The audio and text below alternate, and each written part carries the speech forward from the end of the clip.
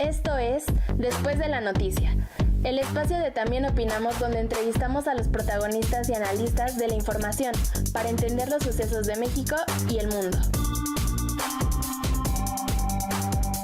Sean bienvenidas y bienvenidos a También Opinamos. ¿Cómo están? Nos da gusto saludarlos de nueva cuenta aquí en este espacio.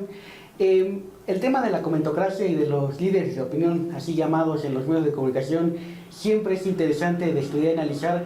Y hay un analista político quien los ha cuestionado desde dentro de este nicho sobre su papel, sobre los cerrados que están. Y es un honor para nosotros conversar el día de hoy con el doctor Hernán Gómez, analista político, columnista en El Universal y también participa en Televisa, ¿no? En algunas mesas de opinión. Pues doctor, ¿cómo está? Gracias, muy bien. Oiga, pues es interesante este tema y precisamente uno de los artículos en donde habla de ellos menciona el tema de la transición a la democracia. Y déjeme leer un fragmento para hacer la pregunta y entrar en contexto con los jóvenes que nos ven. Dice: con la llamada transición a la democracia, los mecanismos represivos se sustituyeron por una estrategia más amable, aunque perversa, el uso discrecional del presupuesto de publicidad oficial para premiar a unos medios y castigar a otros de acuerdo a la línea editorial que adoptaban. Y antes de entrar a ese tema de la publicidad y los medios, menciona el tema de la transición a la democracia. Pues con todo lo que tenemos en la mesa el día de hoy, con este presidente electo Andrés Manuel y con todo lo que hay, pues ¿dónde está parada esa transición a la democracia, doctor? Yo creo que la transición a la democracia en México no podía completarse si no gobernaba la izquierda, porque recordaremos que en 2006 se hizo todo lo posible y lo imposible por impedir que un candidato llegara a la presidencia, un candidato de izquierda. En 2005 se intentó desaforarlo. Entonces, pero el párrafo que leíste se refiere más a cómo era la relación con los medios antes de 2000, digamos. Y ahí creo que lo importante que hay que decir es que había varios mecanismos, pero creo que había un muy fuerte control político de la prensa que se basó durante mucho tiempo en la censura, digamos, la intervención directa en los periódicos. Y si ustedes han visto la serie del 68 que está circulando ahora, que les recomiendo mucho, que pueden ver en Prime, se ve ahí, por ejemplo, cómo Fernando Gutiérrez Barrios en el 68 le daba línea directa a algunos medios. Publica esto, saca esta foto, ¿no? Eso era impresionante. La serie se llama... ahorita me voy a acordar el nombre. Un extraño enemigo, ¿no? Un extraño enemigo, sí. Otra forma era la censura, digamos, había censura abierta como tal. Y luego el otro mecanismo era la venta del papel. Había una sola empresa estatal que vendía el papel a los medios, a los periódicos, y con eso controlaba quién podía y quién no podía. Bueno, con eso premiaba o castigaba a los medios. En el 68 fue muy significativo como prácticamente no se supo nada de lo que había sucedido el 2 de octubre.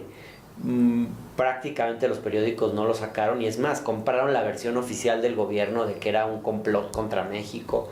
La compró El Universal, la compró en su momento El Sol de México, Televisa en ese momento. Los únicos que sacaron imágenes de lo que sucedió en el 68 fue el noticiero que conducía Julio Scherer.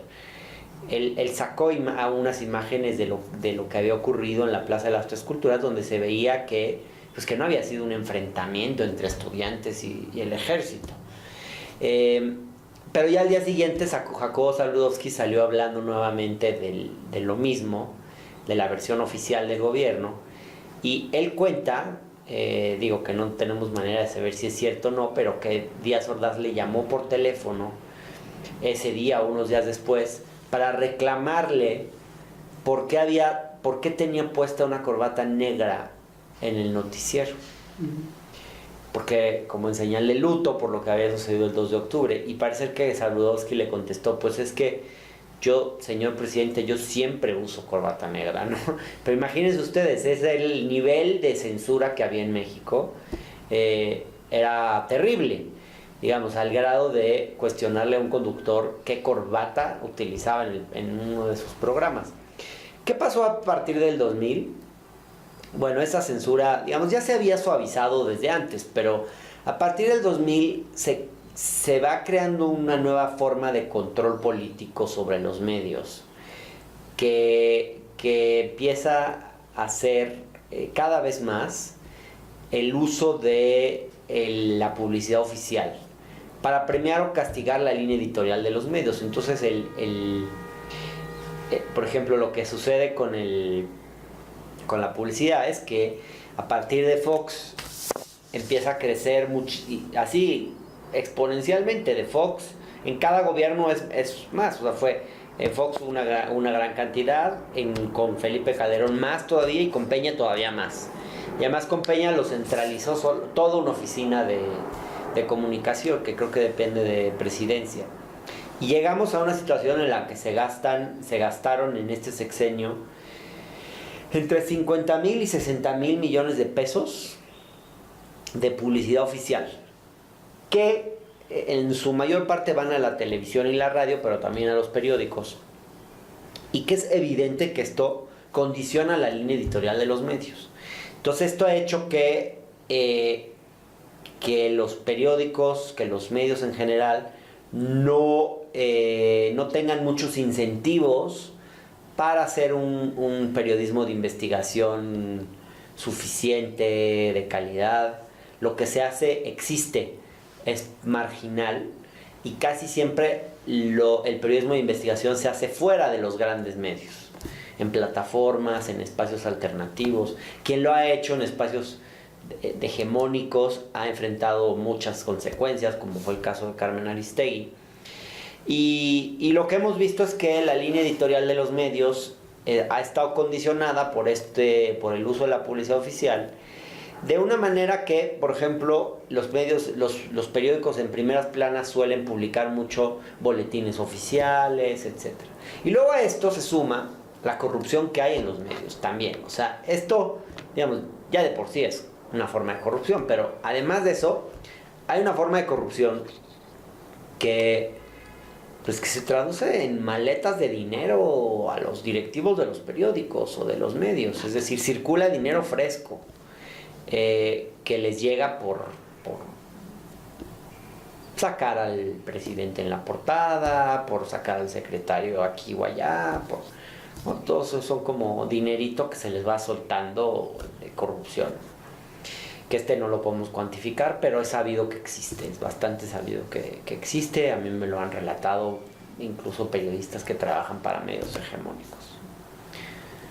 ¿Y esto en qué papel pone a los tiempos que vivimos ahora, con los cambios que hay en términos políticos? ¿Hacia dónde va? ¿Usted ve una continuidad o ve que aquí se va a romper y va a pasar otras cosas? Bueno, yo creo que ya el presidente electo anunció que el presupuesto de publicidad oficial se va a recortar a la mitad. Aún cuando se recorte a la mitad es mucho dinero. Está bien que se recorte. Yo creo que se podría recortar todavía más de lo que él ha dicho. Pero creo que además de recortarlo, lo que importa es cómo se distribuye ese dinero.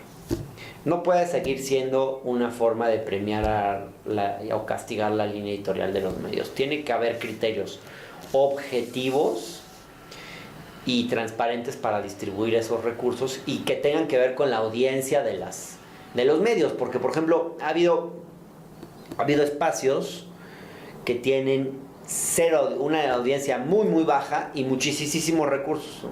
Periodistas, columnistas como por ejemplo Ricardo Alemán, otros también que tienen sus propias plataformas como personales casi que reciben muchísimo dinero de publicidad oficial y prácticamente nadie las lee. Entonces, de alguna forma, pero claro, esos mismos columnistas escriben en medios y tienen determinada línea editorial, y hay que ver la línea editorial que siguió Ricardo Alemán durante todo este sexenio. Muy oficialista, ¿no? Sí, por decirlo menos. Por decirlo menos. Usted aquí en la entrevista y en otros espacios donde lo hemos escuchado ha hablado algo muy importante de este periodismo marginal, y ya lo explicaba un poco. ¿Qué ha pasado con el periodismo? ¿Ha legitimado este periodismo al sistema en el que estamos? ¿O qué ha pasado con él? O sea, ¿cuál debería ser el camino del periodismo El problema del periodismo es que ha estado muy lejos de la gente y muy cerca del poder. Demasiado cerca del poder, yo diría. Y ese periodismo le queda mucho a deber a la sociedad, porque al final la sociedad siente que pues, no hay un periodismo en general, siempre hay excepciones, pero la gente pues además no confían en ese periodismo. Y si uno ve los estudios de confianza de las distintas instituciones en México, hay un estudio de Edelman que muestra cómo los medios en general, todos, tienen un muy bajo nivel de confianza por parte de la ciudadanía. La gente cada vez cree menos en lo que lee o lo ve o escucha en los medios de comunicación. Y eso es grave. De alguna manera el periodismo se corrompió como la clase política. Se corrompió junto con la clase política, sí. Hablaba de algunas excepciones del periodismo, sobre todo en las plataformas digitales, pero en lo que atañe a los medios como la radio, la televisión y la prensa, veo una esperanza de que cambien esa naturaleza que tienen, o va a seguir en las mismas. No, yo creo que, yo creo que hay una oportunidad para que los medios se reinventen y los periodistas traten de honrar el ejercicio de la profesión. Hay muy buenos periodistas en México, pero no siempre hay buen periodismo, porque para hacer buen periodismo se necesitan una serie de condiciones, se necesitan recursos, y no siempre están a disposición esos recursos, no siempre están en las posibilidades de hacer un mejor periodismo. Yo lo que quisiera es que los medios salgan a competir por las audiencias y que se guíen con los criterios de mercado, de oferta y demanda, que muchos de ellos además pregonan hacia afuera. Entonces, si creen en la oferta y la demanda, pues que demuestren que son capaces de competir. Hemos visto con el tema del nuevo aeropuerto, por ejemplo, ahorita actualmente, que hay un choque entre el presidente electo, entre su equipo y estos comentócratas. Pues con esto que estamos viendo, ¿cómo va a ser la relación entre ellos? Creo que va a ser complicada, porque el problema es que la comentocracia en México, si tú los lees a los principales articulistas de los periódicos de este país, casi todos piensan igual. O sea, el 90%... las diferencias entre ellos son cosméticas, son mínimas, son de detalles. En general suelen incluso repetir las mismas frases, usar las mismas palabras. Su visión de México creo que es bastante limitada. Es una visión desde la capital, es una visión desde el sector, digamos, socioeconómico con más posibilidades. O sea, casi todos pertenecen al decil más alto en la distribución del ingreso, si no es que al 1 o al 2% de quienes perciben más ingresos. Casi todos son hombres, casi todos son blancos, casi todos tienen más de 50 años. Nunca ves a un indígena escribiendo en un periódico, digamos, nunca ves gente que represente otros sectores, otras perspectivas, otras visiones. A mí me han criticado mucho por decir que en un país de Ramírez, Gutiérrez y González, pues las columnas de la comentocracia nunca llevan esos apellidos, como si yo estuviera descalificando a quienes llevan apellidos extranjeros. Pues no, o sea, yo tengo un apellido extranjero, soy blanco, estoy en el decil más alto de la distribución del ingreso, pero estoy consciente de mi privilegio, no intento ocultarlo. Y yo lo que quisiera más bien es que haya gente de distintos sectores, de distintas visiones, que pueda expresar su voz en los medios, porque los medios están muy cerrados a la pluralidad y no podemos vivir en un país democrático si no se escuchan más voces, si esa pluralidad no está adecuadamente representada en los medios de comunicación. Doctor, para ir aterrizando porque el tiempo vuela, tenemos pues un nuevo gobierno, tenemos, como bien dices, estas características de esta comentocracia, de estos líderes de opinión y muchos factores en el país adversos que conocemos. ¿Cuál debe ser el papel de la ciudadanía y de los jóvenes ante este escenario? Yo creo que es un momento en el que hay que hacernos conscientes que ganar la presidencia es solo un paso, es solo una pieza, es un instrumento, pero no, los cambios no vienen automáticamente por eso. O sea, primero porque una cosa es ganar el gobierno y otra cosa es ganar el poder. Y el poder tiene muchos centros, hay muchos centros de poder. ¿López Obrador no ha ganado el poder aún? No, el poder nunca lo tiene una sola persona. El poder es económico, el poder es social, el poder es de movilización, el poder es... Hay muchas formas y manifestaciones de poder, del poder. Yo creo que la juventud tiene mucho poder y tiene que mostrarlo. Y yo creo que hay que exigirle al presidente electo que cumpla con el programa que prometió en las urnas. Y cuando se desvíe de ese programa hay que salir a las calles si es necesario para exigir que se retome ese programa. El gobierno de López Obrador no sabemos si va a ser un gobierno de izquierda. Yo creo que él es un hombre de izquierda, pero la coalición obradorista tiene gente de izquierda, derecha, centro, etc. ¿Hacia dónde va a jalar ese gobierno? Pues creo que en algunos momentos irá hacia la izquierda, en algunos momentos irá hacia la derecha, pero mucho depende de cómo la sociedad se organice para presionar en uno u otro sentido. Si nos quedamos en nuestras casas sentados y no decimos ni pío y no nos indignamos cuando se hagan cosas injustas o no levantamos nuestra voz, pues quedaremos a merced de lo que el presidente decida, pero yo creo que también hay que ponerle presión al próximo presidente. Ponerle presión. Pues doctor Hernán Gómez, gracias por recibirnos, investigador del Instituto Mora, como decíamos al inicio, y gracias a Isabel González que está el día de hoy apoyándonos en la cámara. Hasta la próxima. Muchas gracias. Esto es Después de la Noticia, el espacio de También Opinamos, donde entrevistamos a los protagonistas y analistas de la información para entender los sucesos de México y el mundo.